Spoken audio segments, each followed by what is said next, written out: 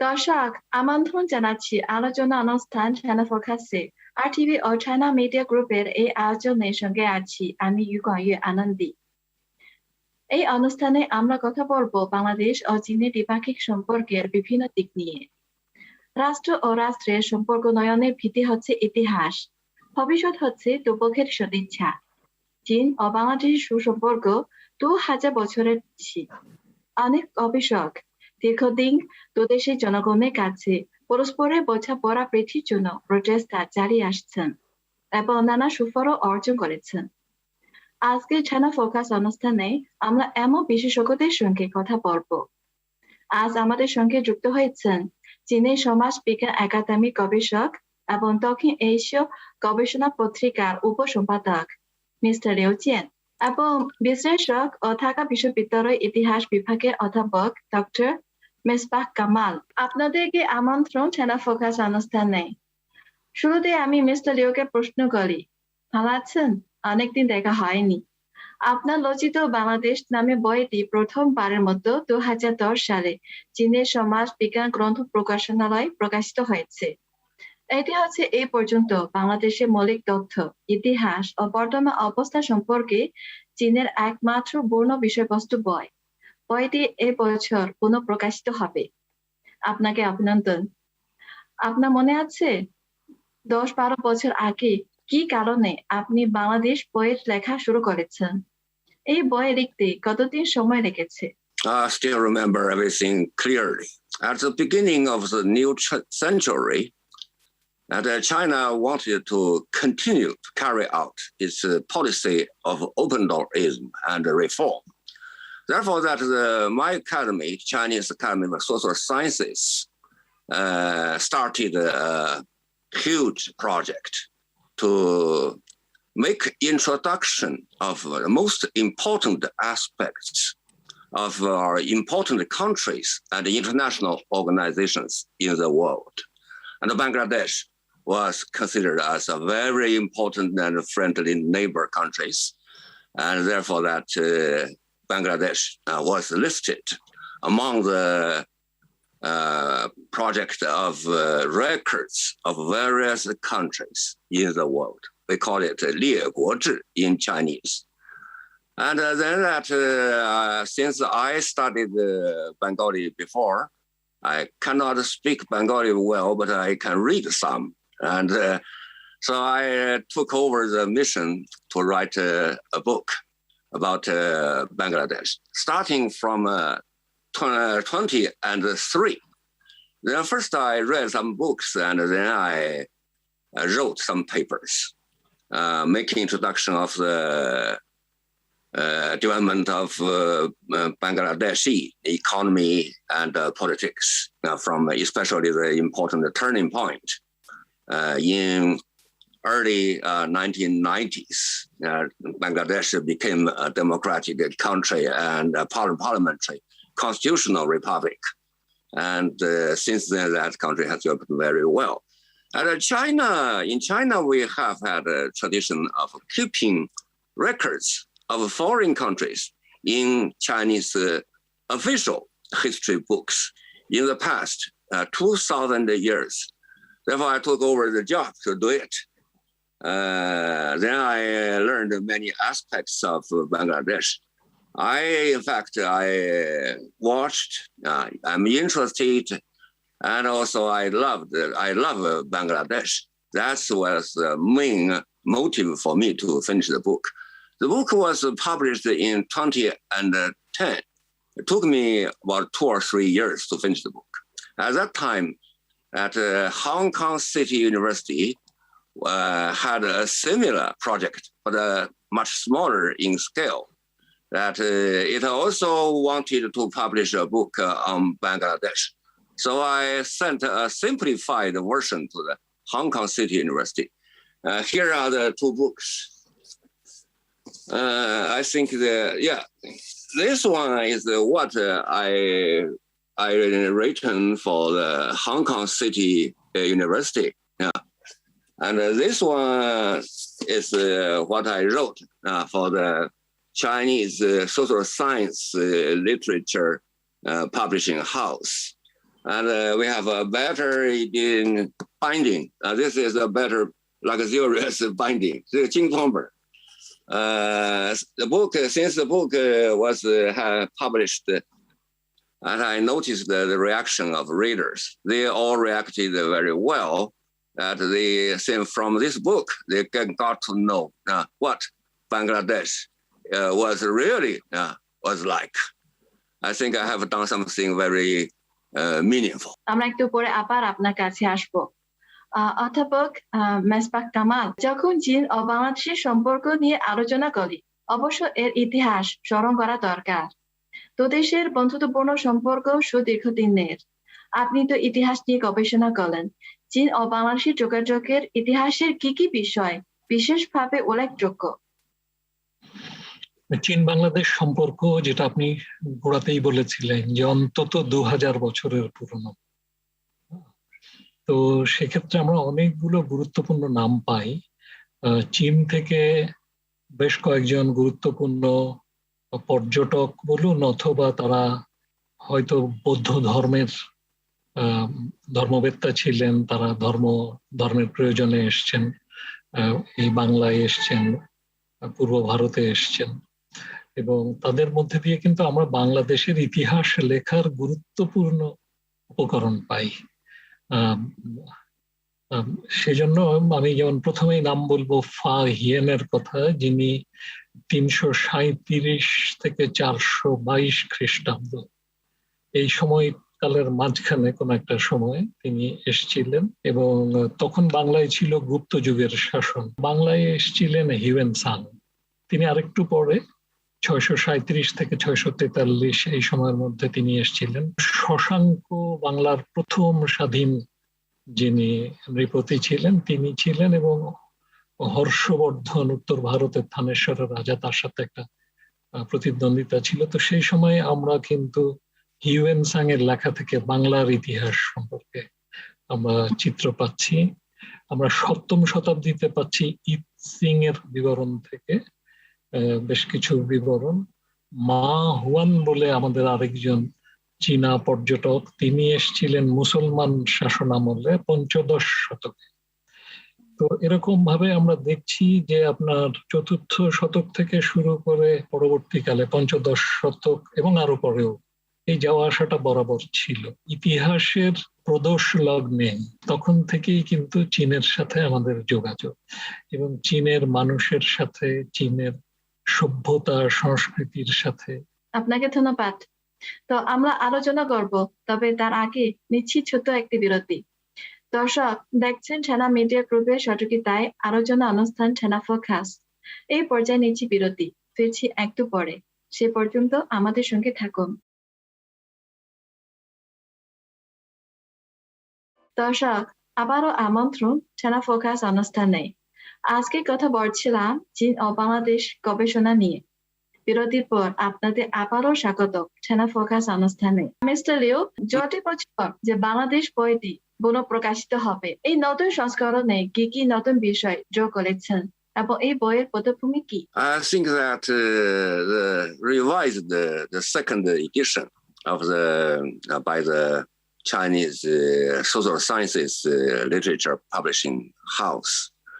This job has also been arranged for a number of years. I think that 10 years, more than 10 years has passed since the first edition. And though 10 years is very short, but to Bangladesh, it's 1/5 of its history since it became an independent country. And also the development of Bangladesh in society, in economy, in politics. In the past 10 years, development of Bangladesh has been very impressive. Therefore, that I have added the latest development of Bangladesh in the past 10 years and renewed the figures and the GDP and the etc. development in every sector. And also that I have, according to the requirement of the project, added 2 more chapters. One chapter is about the Bangladeshi society, and including the development of the people's life, income, labor, and employment, price, and wages, social issues, how Bangladesh fight against poverty, and how Bangladesh defends and develop human rights, environmental policy, and achievements and problems, etc. And also have enlarged that the China-Bangladeshi relations, made it an independent chapter that traced the Chinese history from ancient times, earliest records of East Bengal, and etc. That we can give more focus upon the importance of the China-Bangladeshi relations. So with the newly added contents, I think the book will make readers, people who go to work in Bangladesh, have a general overview of important aspects of the country. And Chinese people will also see that our close neighbor Bangladesh is developing so fast in the past 10 years. It is now developing to a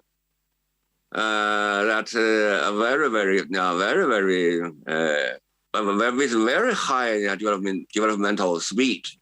I have very complete confidence in the future of Bangladesh and China-Bangladesh friendship and cooperation. আচ্ছা, খুব ভালো বলেছেন। আচ্ছা, অধ্যাপক মেজবাহ কামাল, তো বিশ্লেষকেরা বলছেন যে সারা বিশ্বে চীনের ভূমিকা উত্তরোত্তর বৃদ্ধি পাচ্ছে। বাংলাদেশের বিভিন্ন উন্নয়নের অংশীদার এখন চীন। দুই দেশের এই সম্পর্ক আস্থা তৈরিতে জনগণ পর্যায়ে কি কি পদক্ষেপ নেওয়া উচিত বলে আপনি মনে করেন? আপনি তো ঠিকই বলেছেন যে সারা বিশ্বে চীনের ভূমিকা উত্তরোত্তর বৃদ্ধি পাচ্ছে। আগামী শতকটা হবে এশিয়ার, এবং তাতে নেতৃত্ব দেবে চীন বলে তো সারা পৃথিবী বুঝতে পারছে।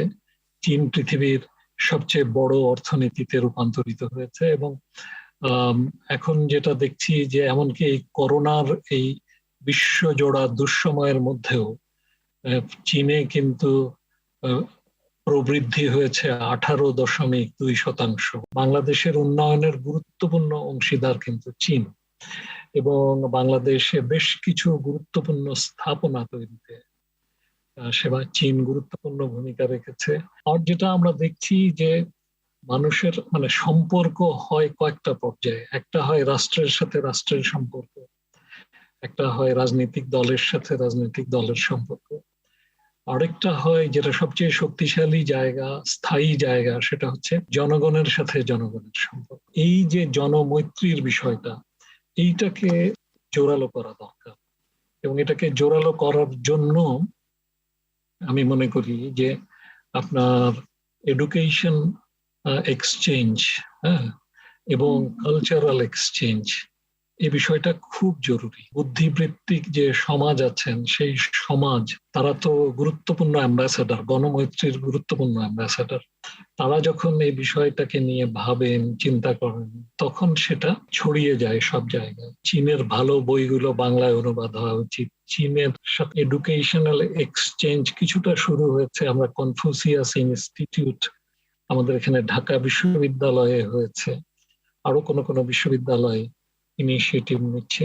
কাজে আমি মনে করি যে, এবং আমাদের কথা, আমাদের জাতির জনক বঙ্গবন্ধু শেখ মুজিবুর রহমান, আমাদের মুক্তিযুদ্ধ, আমাদের যে 30 লক্ষ প্রাণের বিনিময়ে যে বাংলাদেশ স্বাধীন হয়েছে, আমাদের কত নারীর সম্ভ্রম আমাদেরকে দিতে হয়েছে, কিন্তু শত বাধাকে অতিক্রম করে আমরা যে স্বাধীন হয়েছি এবং এগিয়ে যাচ্ছি, এই কথাগুলো চীনের মানুষের কাছেও জানা দরকার। এই ধরনের বিষয়গুলো আমাদের মধ্যে যোগাযোগ হলে এগুলো আমার মনে হয় যে আমরা আরো কাছাকাছি আসতে পারবো এবং সেটা স্থায়ী রূপ লাভ করবে। ধন্যবাদ। আচ্ছা মিস্টার লিও, বাংলাদেশ বই ছাড়া বাংলাদেশ সম্পর্কে আপনার আর কোনো লেখা আছে? যে বাংলাদেশ, এই দেশের ইতিহাস, সর্বোপরি এখানকার জনগণ সম্পর্কে আপনার কতটুকু জানেন এবং এইগুলো জানার উৎস কি কি? In addition to Bangladesh, that's a Chinese edition in Beijing, and also the Bangladesh, so not a golden land, so not the dash, Bangladesh, so not Bangladesh. In addition to this, I also, for example, I took part in the writing of a book, a study of South Asian countries' foreign relations since the end of the World War II, in which I wrote about Bangladeshi foreign policy. I think that Bangladesh has commanded a very good, very reasonable foreign policy. And I also write some articles about Bangladeshi political leaders and or important other important people, and articles about political and economic development of Bangladesh. I also wrote for the yearbook of world economy. That was about more than 15 years ago. I wrote the part of Bangladesh. Now, I've just done a little work. ধন্যবাদ। অধ্যাপক কামাল, তো আপনি একজন গবেষক, অনেক বিষয় আপনার বই এবং লেখা রয়েছে। চীনের ইতিহাস জানার জন্য বাংলাদেশে কি ধরনের তথ্যের আঠা রয়েছে? এই তথ্য পাওয়ার ক্ষেত্রে পৃথিবীতে আপনার পরামর্শ কি? যেমন আমাদের এখানে ব্রিটিশ কাউন্সিল আছে, ব্রিটিশরা ব্রিটিশ কাউন্সিল করেছে, আমেরিকানরা আমেরিকান সেন্টার করেছে। তো এখানে কিন্তু চাইনিজ যদি আপনার একটা সেন্টার গড়ে ওঠে with a very rich library, সেটা চীন এবং আমি বলবো যে আমাদের south Asia, south east Asia এবং as a whole Asian matters এর উপরে ফোকাস করে, পার্টিকুলারলি যদি অন্তত south east Asia and south এশিয়ার উপরে ফোকাস করে যদি লাইব্রেরিটা গড়ে ওঠে, তার মধ্যে চীনটা হবে মূল বিষয়, তাহলে কিন্তু বাংলাদেশের জন্য এটা ভালো হবে। একটা, 2 নম্বর, আজকাল তো অনলাইনে প্রচুর মেটেরিয়াল অ্যাক্সেসিবল করা যায়, সেটাও করা দরকার। তবে আমার মনে হয় যে ইংরেজি ভাষায়, চীন তো এখন ইংরেজি ভাষায় চর্চার দিক দিয়ে গত 30 বছরে অনেক এগিয়ে গেছে, কাজে সেখানে চীনে নিশ্চয়ই ইংরেজি ভাষায় অনেক মেটেরিয়াল তৈরি হয়েছে, কিন্তু সেগুলো বাংলাদেশে আমরা খুব একটা পাই না এখনো। চীনের আপনার কিছু পত্রিকা সেগুলো বাংলাদেশে আসে, সীমিত সংখ্যায় আসে, কিন্তু এখন চীন সম্পর্কে বাংলা ভাষায় প্রচুর লেখা হওয়া দরকার এবং এগুলোকে আপনার সহজ প্রাপ্য করা দরকার। এবং চীনকে জানতে চায় দেশের মানুষ, চীনের প্রকৃত ইতিহাস জানতে চায়, কিন্তু আমাদেরকে উপকরণ দিন, আমাদেরকে উপকরণ দিন, উপকরণ মানুষের কাছে পৌঁছানোর ব্যবস্থা করুন। হ্যাঁ, এটা একটা ভালো পয়েন্ট। আমরা বলি বাংলাদেশের যে বন্ধুত্ব সম্পর্ক অনেক দিনের, কিন্তু মাঝখানে আরো অনেক গ্যাপ আছে, অনেক শূন্যতা আছে, সেটা দুদেশের যৌথভাবে সেটা পূরণ করা দরকার। আপনাকে ধন্যবাদ। তো আমরা আলোচনা করব, তবে তার আগে নিচ্ছি ছোট একটি বিরতি। দর্শক দেখছেন ছানা মিডিয়া গ্রুপের সহযোগিতায় আলোচনা অনুষ্ঠান ছানা ফোকাস। এই পর্যায়ে নিচ্ছি বিরতি, ফিরছি একটু পরে। সে পর্যন্ত আমাদের সঙ্গে থাকুন।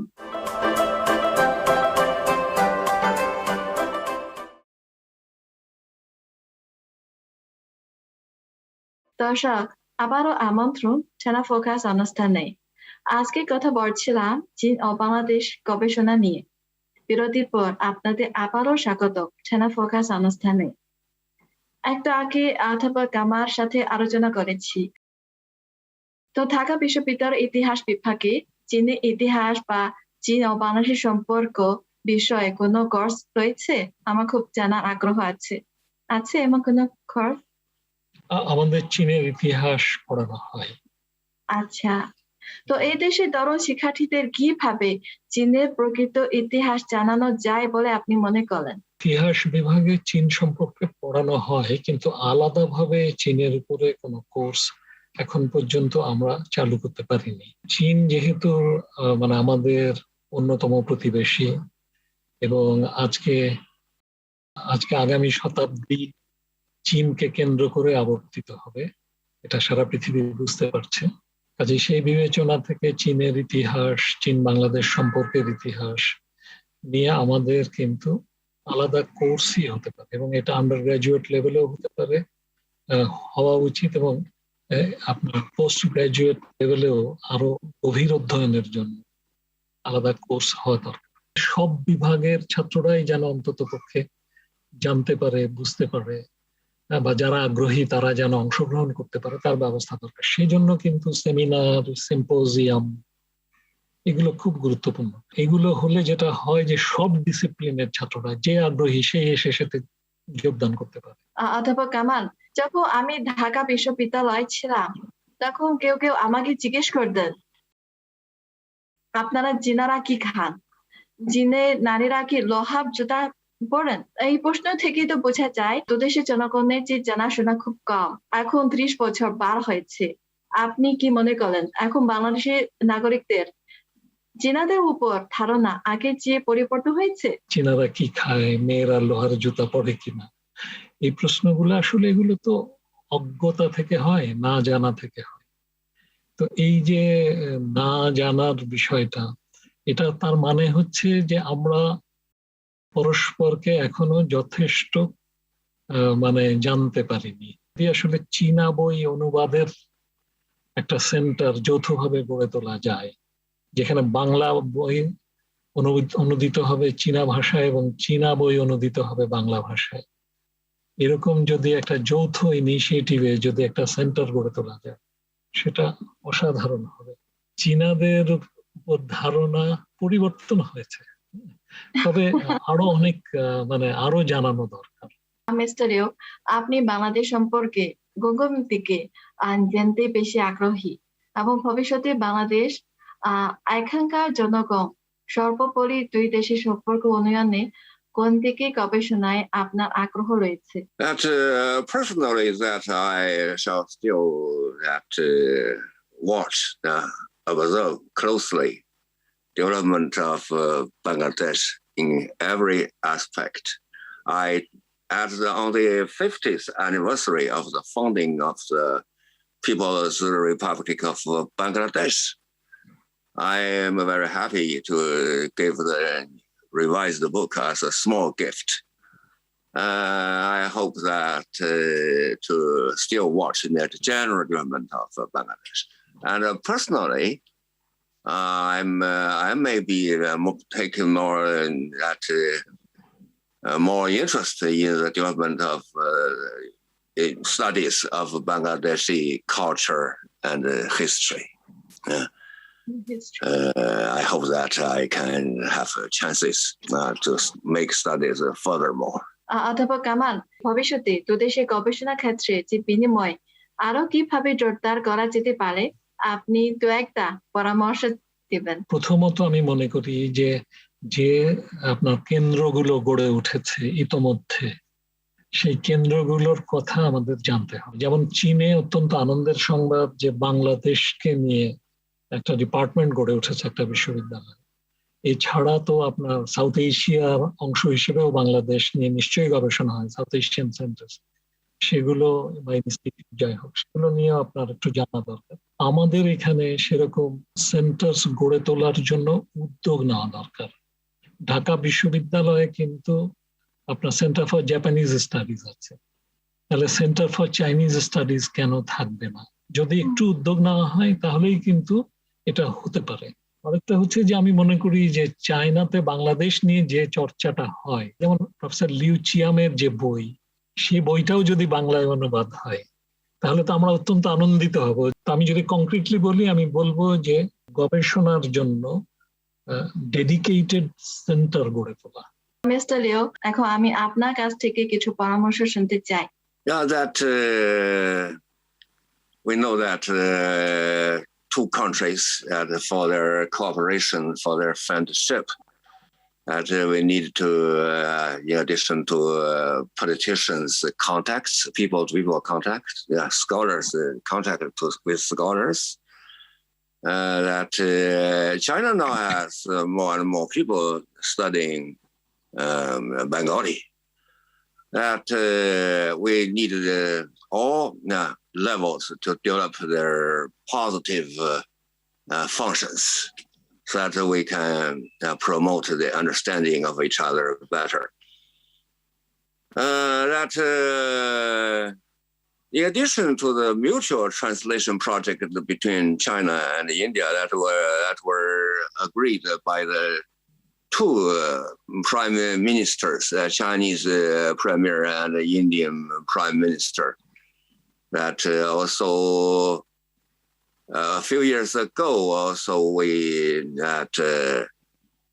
finished a book that is Cultural Contacts, the Encyclopedia of Cultural Contacts, China-India Cultural Contacts. And a similar work that we can do the similar work gradually. And if we cannot finish it, we have our younger generations to continue our work. Okay. That's, I think, very good. Yeah. We'll see that what we can do. We can ask also my colleagues, my fellow scholars, talk with them to ask for their opinions. And we will try to promote the things, move forward. আপনাদের দুজনকে ধন্যবাদ। আজকে China focus অনুষ্ঠানে অংশ নেওয়ার জন্য চীনের সমাজ বিজ্ঞান একাডেমির গবেষক মিস্টার লিউ চিয়েন এবং ঢাকা বিশ্ববিদ্যালয়ের ইতিহাস বিভাগের অধ্যাপক ডক্টর মেসবাহ কামালকে ধন্যবাদ জানাই। দর্শক, চায়না ফোকাস অনুষ্ঠানটি আজকের মতো এখানেই শেষ করছি। আশা করি নানা ক্ষেত্রে যৌথ প্রচেষ্টায় চীন ও বাংলাদেশের আদান প্রদান আরো জোরদার হবে। দুদেশের জনগণের মৈত্রী আরো বৃদ্ধি পাবে। এই প্রত্যাশায় শেষ করছি আজকের চায়না ফোকাস। এতক্ষণ সঙ্গে থাকার জন্য ধন্যবাদ সবাইকে।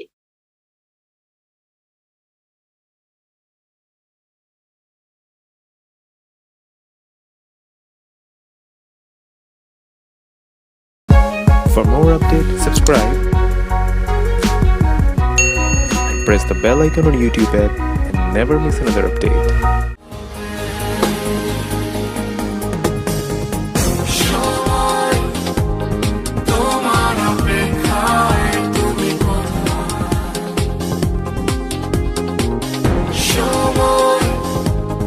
Tomorrow